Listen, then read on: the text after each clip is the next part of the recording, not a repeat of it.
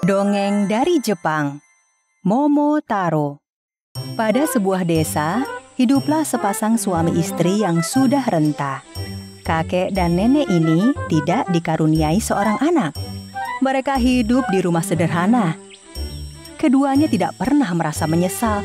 Mereka berlapang dada dengan karunia yang sudah diberikan Tuhan. Namun, terkadang mereka merasa ingin sekali mempunyai seorang anak. Mereka terus berdoa sepanjang siang dan malam. Tuhanku, jika kau berkenan, berilah kepercayaan kepada kami untuk mempunyai seorang anak. Kami akan merawatnya dengan penuh kasih sayang, Tuhan. Pada suatu hari, sang kakek pergi ke hutan untuk mencari kayu bakar, sedangkan nenek mencuci pakaian di pinggir sungai yang cukup deras. Saat sedang mencuci pakaiannya, terdapat buah peach atau dalam bahasa Jepang, buah momo yang sangat besar. Buah itu hanyut terbawa aliran sungai. Sang nenek dengan sigap menggapainya. Akhirnya aku mendapatkan buah momo ini. Terlihat berukuran sangat besar, tidak seperti biasanya. Lebih baik aku bawa saja ke rumah. Kakek pasti sangat senang aku mendapatkan buah momo ini.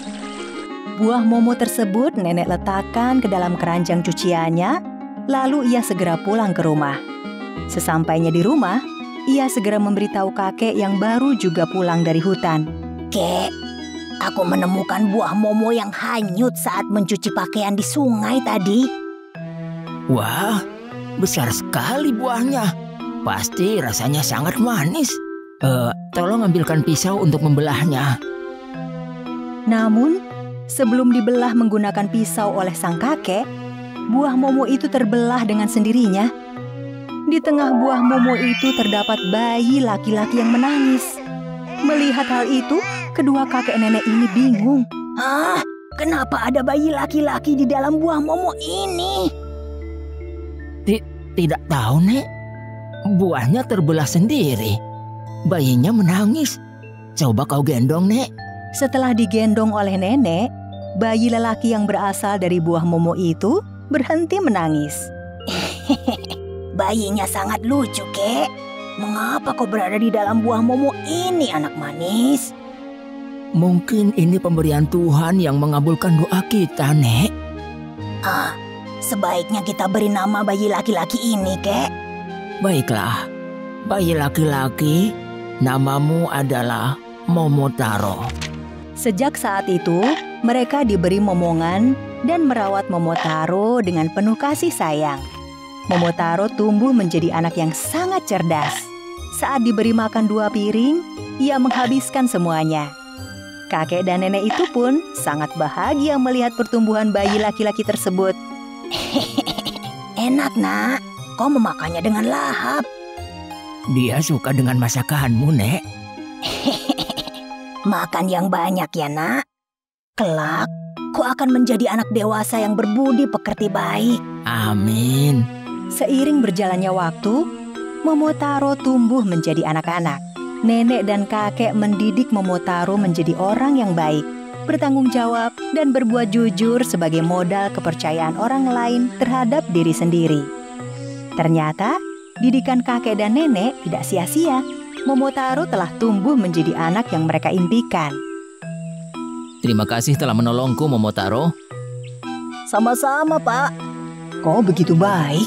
Pasti kakek dan nenek itu mendidikmu dengan sangat baik. Iya, mereka sangat hebat, Pak, Bu. Pada suatu hari, Momotaro meminta izin untuk pergi ke tempat yang cukup jauh dari desa. Aku ingin pergi ke Pulau Hantu untuk menangkap hantu yang selalu membuat resah warga.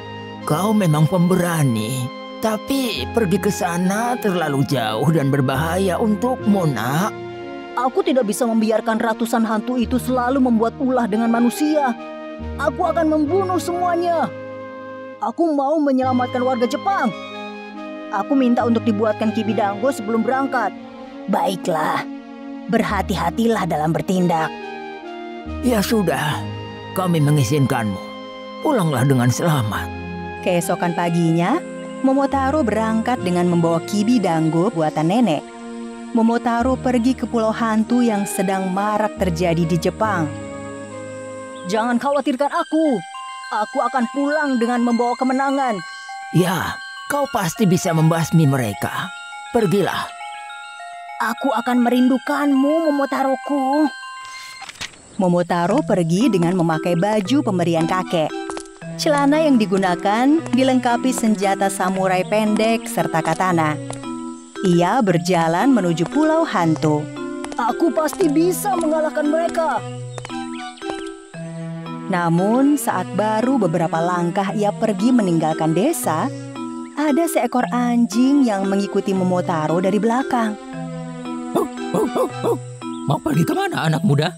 Aku akan pergi ke pulau hantu untuk menyingkirkan semua hantu-hantu jahat itu yang selalu mengganggu manusia.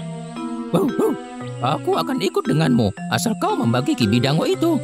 Baiklah, kau anak buahku sekarang.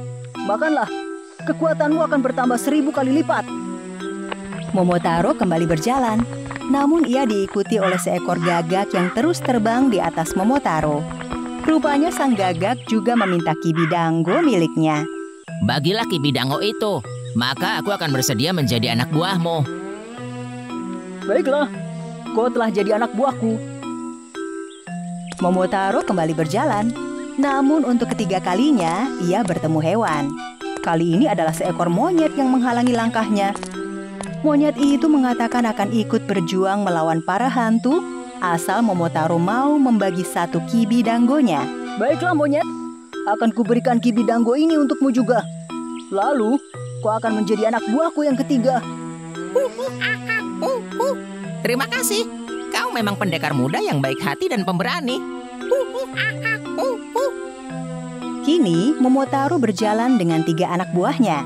Anjing sebagai lambang pembawa panji bendera, gagak yang mengintai keadaan, dan monyet sebagai pasukan penyerangan. Akhirnya mereka sampai di pulau hantu.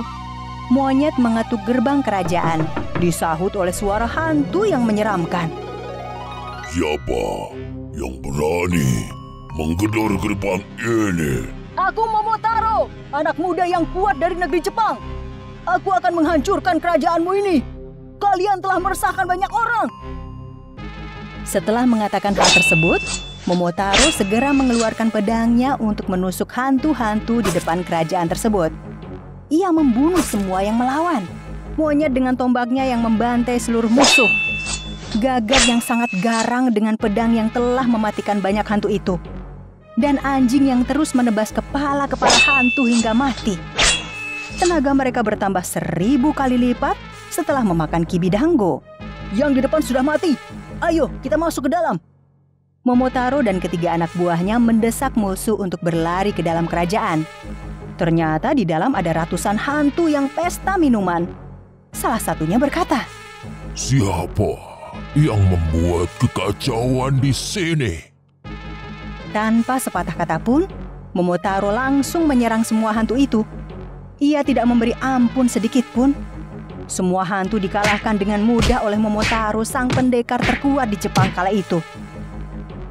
Melihat semua anak buahnya kalah, sang jenderal hantu hitam yang terkenal gagah perkasa itu meminta ampun kepada Momotaro. Ia berjanji bangsa hantu tidak akan berbuat jahat dan mengganggu manusia lagi. Maafkan aku, anak muda. Maafkan aku. Aku meminta ampun. Jangan rusak kerajaan ini. Berilah kesempatan kami memperbaikinya. Maafkan kami. Kami tidak akan mengganggu siapapun lagi. Sifat Momotaro memang sangat baik. Ia mengabulkan permintaan maaf dari sang jenderal hantu. Baiklah, aku maafkan. Namun, jika kau melakukannya lagi, akan kumatikan kamu dan hancurkan seluruh kerajaanmu. Baik, anak muda. Bawalah barang-barang manusia yang telah kami curi ini. Akan kubawa semuanya. Ketiga kuda ini akan membantu mengangkut emas intan berlian ini. Berikanlah kepada kakek nenekmu sebagai ucapan terima kasih karena telah menyadarkan kami dari perbuatan keji ini. Baiklah, semoga kau selalu berbaik hati. Terima kasih. Setelah Momotaro kembali ke desanya, ia disambut haru oleh kakek dan nenek. Ternyata anak kesayangannya menepati janji untuk pulang dengan selamat. Kau menepati janjimu, nak. Kau anak yang hebat dan pemberani. Aku bangga padamu. Berita kemenangan Momotaro ini menggemparkan masyarakat Jepang. Mereka sangat berterima kasih kepada Momotaro. Berkatnya tidak ada lagi kejahatan hantu, tidak ada pencurian dan yang lainnya.